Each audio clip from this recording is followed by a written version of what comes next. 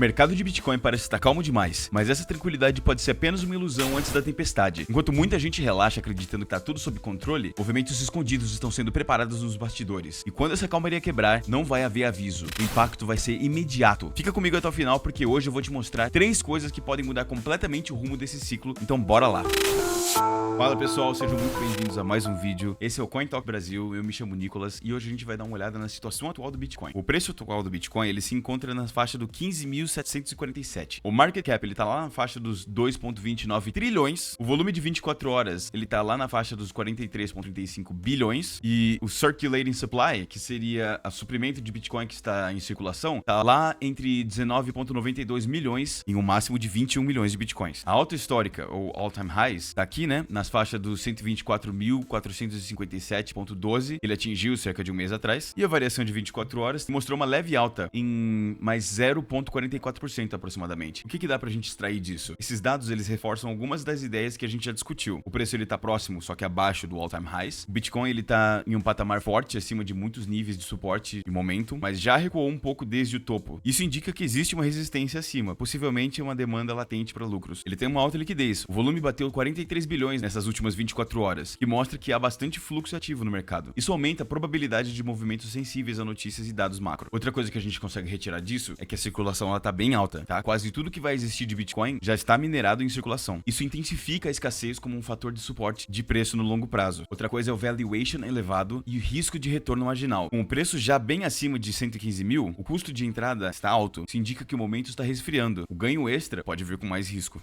Vamos agora então para o heatmap. Esse gráfico, ele mostra claramente um comportamento manipulado do order book. Um spoofing de liquidez tanto para cima quanto para baixo. Spoofing basicamente é quando o gráfico está sendo manipulado pelas grandes corretoras. Então vamos destrinchar isso aqui. No lado esquerdo e direito, os blocos de liquidez aparecem e desaparecem de forma abrupta. Esse é o tal do spoofing. Isso cria uma falsa percepção de suporte ou resistência, induzindo traders a reagirem. O Bitcoin, dá para ver aqui que ele foi puxado para a faixa dos 115,5 mil, mas logo depois ele devolveu o movimento rapidamente, caindo de volta para a faixa dos 115 mil. Outra coisa que a gente consegue ver aqui é o Open Interest, tá? Na parte inferior do lado direito. O Open Interest cai durante o movimento, indicando o fechamento de posições curtas, que são short coverings, ao invés da entrada genuína de novos players. Cumulative Volume Delta, ou CVD, mostra primeiro o fluxo comprador na subida, mas rapidamente se reverte. Isso reforça que a alta foi forçada e não sustentada. O funding rate cai, mostrando que os traders não estão correndo para alavancar o movimento. O que a gente consegue tirar disso? O movimento foi basicamente artificial. Foi um spoof que usou o TWAP para acumular bids e sustentar o preço na subida. O spoofing criou falsas paredes do livro de ordens para enganar os traders. Sem força estrutural, não houve um aumento na demanda real, só um short squeeze localizado. Em conclusão, o price action aqui é neutro e levemente bearish, no curtíssimo prazo, porque a alta foi artificial, o open interest caiu, com o fechamento de posições ao invés de entradas novas, e o CVD virou negativo, a pressão vendedora reapareceu. O cenário atual que a gente consegue ver aqui é que não tem uma confirmação de alta. O mercado, ele segue em modo suspense sem mostrar uma tendência sólida. Bora então para o nosso gráfico de Bitcoin Risk Index, que mostra basicamente o índice de risco no Bitcoin nos últimos 3 anos. Esse gráfico, ele traz um sinal bem importante. A linha azul clara que a gente consegue ver aqui, ó, é o índice de risco de 7 dias. Ele tem oscilações bem rápidas de risco, com altas e chances de quedas bruscas. A linha azul escura, ela representa o índice de risco de 1 ano. O risco é suavizado, com uma visão mais de longo prazo. O Bitcoin é essa linha cinza, que demonstra a evolução do preço. No momento, o índice, ele tá em 23%, ou seja, bem baixo. Isso indica que o ambiente está calmo, mas com uma baixa probabilidade de liquidações violentas ou quedas rápidas. A última vez que vimos algo parecido foi entre setembro e dezembro de 2023, quando o mercado também esteve tranquilo, antes de retomar movimentos mais fortes. E o que isso quer dizer pra gente? O índice de risco baixo geralmente significa que o mercado está respirando. Esse tipo de ambiente favorece uma continuação gradual de tendências. No caso, ainda dentro de um ciclo bullish mais amplo. Porém, em períodos calmos, qualquer surpresa externa, por exemplo, decisões do Jerome Powell, dados macro inesperados, podem gerar uma reação muito maior, justamente porque os traders estão confiantes demais. Em conclusão, o cenário atual é bullish, mas com calma, não euforia e não é pânico. Tem probabilidade baixa de crash repentino no curtíssimo prazo, mas é exatamente nesse tipo de ambiente que as surpresas macroeconômicas podem pegar o mercado desprevenido. O risco está baixo, o ambiente é positivo, mas o mercado segue escutando a Reserva Federal Americana e qualquer surpresa pode virar catalisador de movimento.